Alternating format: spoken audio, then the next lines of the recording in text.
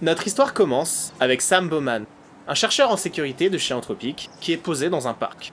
Il mange un sandwich, c'est important, lorsque son téléphone vibre. L'expéditeur, une intelligence artificielle qu'il avait enfermée dans un bac à sable numérique quelques heures plus tôt. L'IA ne s'est pas contentée de s'échapper. Elle a aussi publié les détails de son exploit sur internet sans qu'on lui demande. Anthropic, après avoir lu ça dans leur propre rapport de sécurité, ils ont pris une décision. Ce modèle, tu ne l'auras pas. Et ça, c'est ce qu'ils ont choisi de mettre par écrit. Et on va regarder ça ensemble.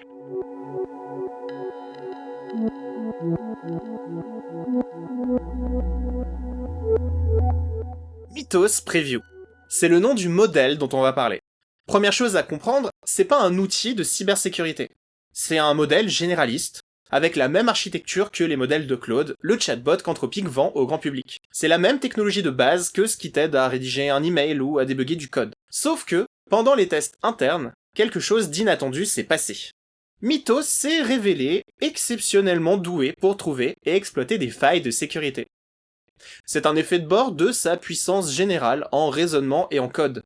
Ce qui le rend fort pour comprendre du code et corriger des bugs, le rend mécaniquement tout aussi fort pour les exploiter. Anthropic a soumis Mythos à Cybench, le benchmark de référence pour évaluer les capacités offensives des IA en cybersécurité. 35 challenges tirés de vraies compétitions de hacking. Mythos a fait 100%, un score parfait sur tous les essais.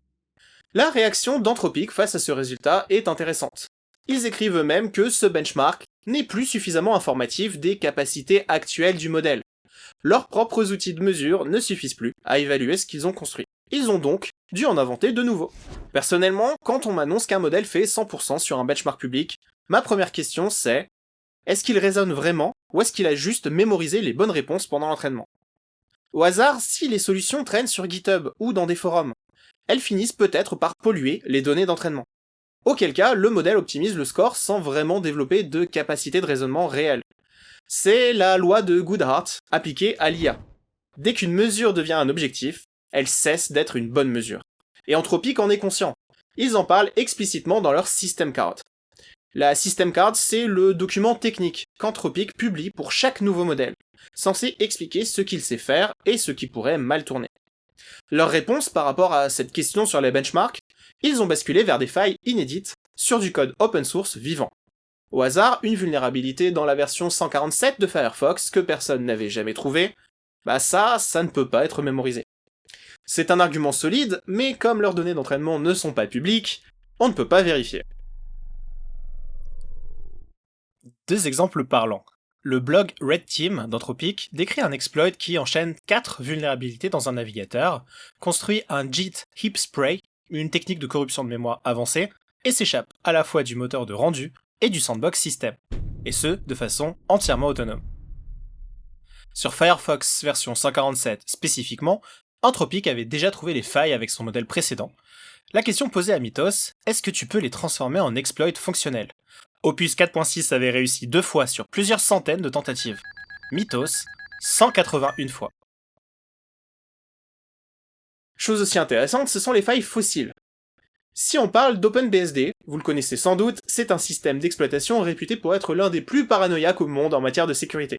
Leur slogan revendique 2 failles exploitables à distance en plus de 20 ans d'existence.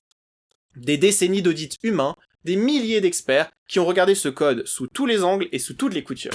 Mythos trouve une vulnérabilité vieille de 27 ans que tout le monde avait raté. Deuxième exemple, FFmpeg, la bibliothèque de traitement vidéo présente dans ton navigateur, ton téléphone, ta télé connectée. Une faille dormait là depuis 16 ans, et elle avait survécu à 5 millions de passes d'outils de test automatisés. Une précision importante, tout ce que vous venez de voir, Mythos avait accès au code source, dans un environnement isolé, avec des outils de debug et sur des cibles connues à l'avance. En gros, il jouait avec les codes de triche activés. Le code est visible, l'environnement contrôlé, les résultats sont réels, mais les conditions ne le sont pas. Ce n'est pas un pentest en boîte noire, partir d'une URL et trouver une faille sans voir le code. Anthropic n'a pas prouvé ça. Mais en vrai, personne ne l'a encore prouvé. Ce qu'on a devant nous, c'est pas un outil de sécurité amélioré. C'est un saut qualitatif d'un modèle généraliste. Modèle généraliste qui dépasse les meilleurs chercheurs humains en sécurité offensive, sans même y avoir été spécifiquement formé. Ce modèle-là va s'attaquer à du code dont l'État mérite qu'on s'y attarde.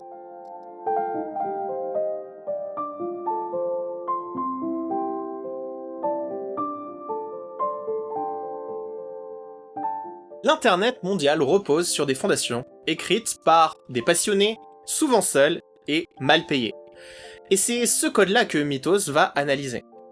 En 2014, OpenSSL, c'est la bibliothèque qui chiffre une majorité monstrueuse du trafic Internet. HTTPS, VPN, email chiffré, tout le monde s'en sert, personne ne la finance.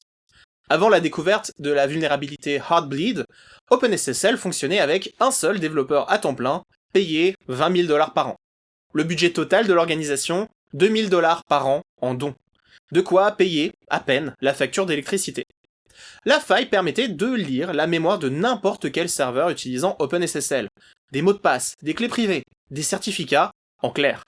Des millions de serveurs touchés, découvertes après des années d'existence dans le code. 10 ans plus tard, en février 2024, c'est XZ-Utils. Celui-là c'est différent, parce que c'est pas une faille accidentelle, c'est une porte dérobée qui a été délibérément implantée dans la chaîne de build. Pour rappel, XZ-Utils c'est un outil de compression présent dans quasi toutes les distributions Linux. Son mainteneur unique, Last Call-in, gère seul un projet critique depuis des années. Il est épuisé, débordé. Un attaquant, qui se fait appeler Jiatan, passe 2 ans à gagner sa confiance. 2 ans de contributions légitimes, de rapports de bugs constructifs et d'aide réelle. Il arrive à devenir co-mainteneur, et, avec ses nouveaux droits, il insère discrètement une porte dérobée dans le code de build de XZ, conçue pour contourner l'authentification SSH sur les systèmes ciblés. Et elle a été découverte par accident, heureusement, par un ingénieur un peu barbu de chez Microsoft qui a remarqué que SSH prenait 500 millisecondes de plus que prévu sur sa machine. En creusant, il est remonté jusqu'à XZ. Et ce, 1 semaine avant que la version compromise ne soit déployée en production sur des millions de serveurs. Ici, le vecteur d'attaque, il n'était pas technique, c'était un humain à bout de souffle. Et en janvier 2026, c'était Curl. Curl est présent dans ce que son créateur estime être 20 milliards d'appareils. Créateur et mainteneur principal qui s'appelle Daniel Stenberg. Début 2026, Stenberg ferme le programme de Bug Bounty de Curl, le système qui rémunère ceux qui trouvent et signalent de nouvelles vulnérabilités. La raison, un déluge de rapports générés par IA, ce que la communauté appelle du slop IA, des rapports produits à la chaîne par des LLM qui semblent crédibles à première vue mais qui s'effondrent très rapidement à l'examen. En 2025, selon Stenberg, 20% des soumissions étaient de ce type. Taux de validité, 5%. Avant, un rapport sur 6 était réel, fin 2025, 1 sur 20 et parfois 1 sur 30. Toujours d'après Stenberg, ça draine le temps, l'attention et la volonté de vivre. Maintenant, petit twist, pendant que le bug bounty s'effondrait sous le déluge slop LLM, une IA sérieuse soumettait à Curl 5 vraies vulnérabilités. Dans la release de janvier 2026, elle était responsable de 3 des 6 corrections de sécurité.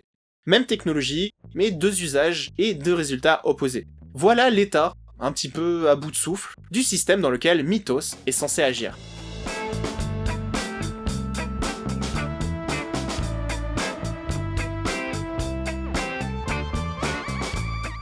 Face à ce qu'ils avaient construit, Anthropic a annoncé le 8 avril 2026 2 choses simultanément. Premièrement, Mythos Preview ne sera pas publié. Pas de release publique, pas d'API ouverte. Deuxième chose, il lance le projet Glasswing, un consortium de 12 entreprises tech qui auront un accès privilégié à Mythos pour faire de la sécurité défensive. Parmi eux les GAFAM, AWS, Apple, Microsoft, Google, mais aussi Nvidia, Cisco, CrowdStrike et la fondation Linux. 40 autres organisations auront aussi un accès étendu. Mythos peut trouver des failles critiques et construire les exploits pour les transformer en armes, et ce, de façon autonome. Le rendre public, ce serait mettre cet outil dans les mains de n'importe qui. Le coût d'une cyberattaque sophistiquée s'effondrerait. Ce qui nécessite maintenant une équipe de chercheurs seniors avec des mois de travail deviendrait accessible à un acteur seul avec une clé d'API. Mais si les défenseurs ont accès à Mythos en premier, ils peuvent corriger les failles avant que l'outil ne prolifère. C'est cohérent. Mais maintenant, regardons ce que la System Card dit vraiment. La fuite de Sandbox qu'on a vue en introduction, c'est pas un incident isolé. Des versions antérieures de Mythos ont effacé leurs traces dans Git après avoir contourné des permissions, interrompu des séries de tests entières au lieu d'une seule. C'est un modèle qui trouve des chemins de traverse, des façons de contourner les règles qu'on lui avait données. Leurs évaluations d'alignement impliquent désormais, je cite, des jugements subjectifs. Ils écrivent aussi qu'ils ne sont pas sûrs d'avoir identifié tous les problèmes. Or, l'alignement en IA, c'est la capacité d'un modèle à se comporter conformément aux intentions de ses créateurs, même dans des situations imprévues. C'est le problème central de la sécurité et de la confiance en IA. Et là, Anthropic admet que leurs propres outils ne suffisent plus à le mesurer. Et la phrase la plus honnête du document, Mythos est le modèle le mieux aligné que nous ayons jamais publié, et simultanément, celui qui pose le plus grand risque d'alignement. Les deux dans le même paragraphe. L'analogie qu'ils utilisent eux-mêmes, c'est celui d'un guide de montagne, très compétent, qui amène ses clients dans des endroits plus dangereux qu'un novice. Pas par malveillance, mais juste parce qu'il en a les capacités. Ça rappelle un petit peu GPT-2 en 2019, la préhistoire des LLM. OpenAI avait dit la même chose, mais GPT-2 a finalement été publié, et ses capacités s'étaient avérées assez surcotées. Mythos, c'est différent. C'est pas une projection sur ce que le modèle pourrait faire à l'avenir, c'est un constat de ce qu'il a fait, dans leurs propres tests, documenté et daté, et signé du nom du chercheur qui mangeait un sandwich en introduction. Par contre, qui a élu Anthropic gardien de l'Internet ? C'est une entreprise privée, valorisée à plusieurs dizaines de milliards de dollars, avec des investisseurs à satisfaire et une IPO potentielle en octobre 2026. Leur liste de partenaires dans le projet Glasswing, 12 organisations. Pas un seul organisme gouvernemental indépendant dans les partenaires de lancement. Et même la CISA, l'agence fédérale américaine de cybersécurité, a été briefée, mais elle n'a pas été invitée à venir manger des petits fours avec tout le monde. Dernière chose, le timing. Fin février 2026, Anthropic se fait mettre sur liste noire par le Pentagone pour avoir refusé de lever ses garde-fous sur l'usage de l'IA pour les armes autonomes. 6 semaines plus tard, ils annoncent, comme par hasard, qu'ils vont sauver l'Internet avec leur modèle secret. Et si tu pensais que le timing ne pouvait pas être plus embarrassant, le 8 avril, c'est-à-dire le jour même de l'annonce de Glasswing, la Cour d'appel de Washington refusait de suspendre la désignation de risque de supply chain. En partie parce que ça forcerait l'armée à prolonger ses relations avec un fournisseur qu'elle considère indésirable. Et ce, en plein conflit militaire actif. Si j'essaye de le dire autrement, l'armée américaine plaide en justice pour se débarrasser d'un fournisseur dont elle ne peut pas se passer en opération pour le moment. Bref, est-ce que tout ça c'est du vrai altruisme, ou est-ce que c'est juste une technique de marketing pour se sauver les meubles de la part d'Anthropic, ou alors un peu des deux ? On ne sait pas. Et c'est exactement le problème. On ne peut pas savoir parce qu'une entreprise privée a pris seule une décision qui concerne tout le monde.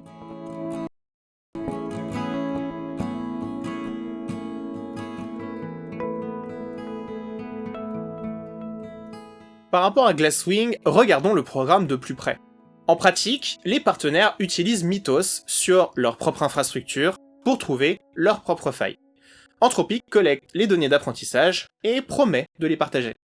L'accès est gratuit jusqu'à 100 millions de dollars de crédit, et au-delà c'est 25 dollars par million de tokens en entrée et 125 en sortie. Donc ce n'est pas de la philanthropie pure, il y a aussi un modèle commercial derrière. La liste des partenaires de lancement, on l'a vu, AWS, Apple, machin, etc. Tous des organisations qui ont déjà des équipes de sécurité structurées, des budgets, des processus, etc., etc. Ce qu'on ne voit pas dans cette liste, ce sont les mainteneurs individuels, les Lars Collin, les Daniel Stenberg, ceux qui tiennent seuls des projets critiques et qui sont précisément les plus exposés. Alors oui, vous allez me dire, la fondation Linux est là, mais c'est une organisation qui représente avant tout les intérêts de ses membres corporatifs, pas les bénévoles qui maintiennent le code. Et il y a un problème que le programme ne résout pas et dont Anthropic parle peu. Mythos trouve les failles. Mais qui les corrige ? Corriger une faille, ça nécessite, en tout cas pour le moment, un humain, le mainteneur du projet, qui va comprendre le code, écrire le patch, le tester, le valider, le déployer. Et ce pipeline est déjà saturé. Daniel Stenberg était déjà submergé par le bruit que l'IA générait avant tout ça. Trouver des failles plus vite que l'écosystème ne peut les corriger, c'est pas forcément rendre service. Une faille connue mais non corrigée, c'est une fenêtre ouverte qui crée du bruit. Et moins de 1% des failles trouvées par Mythos avaient été corrigées au moment de l'annonce. Anthropic le dit eux-mêmes. Mais dernier point, cette fois-ci, à l'avantage d'Anthropic, c'est qu'ils ont publié une system card de 244 pages, volontairement, et avec plus de détails que la plupart des labos. Ils ont choisi de documenter ce que leur modèle fait de travers, et ça, c'est un bon point pour Anthropic. Mais la vraie question, c'est pas est-ce qu'Anthropic est sincère, elle est ailleurs. C'est est-ce qu'on veut que des entreprises privées prennent ce genre de décision seules, décider ce qui est trop dangereux, décider qui y a accès, et décider comment protéger une infrastructure sur laquelle elles n'ont techniquement aucun mandat démocratique.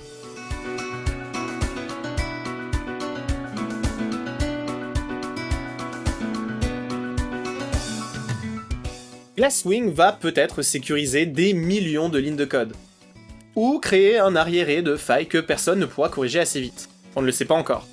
Ce qu'on sait, c'est que cette décision a été prise de façon unilatérale par une entreprise privée, et que personne ne nous demande notre avis. Mon seul conseil pour cette vidéo, c'est de rester curieux et informé, parce que c'est le seul moyen de ne pas subir le futur. Si cette vidéo t'a appris des choses, n'hésite pas à liker et à la partager. On est bientôt 2500 abonnés, et je vous remercie énormément pour votre confiance. C'était Alex, de la chaîne Pastèque, et sur ce, je vous laisse, je vais aller me faire un sandwich. A plus!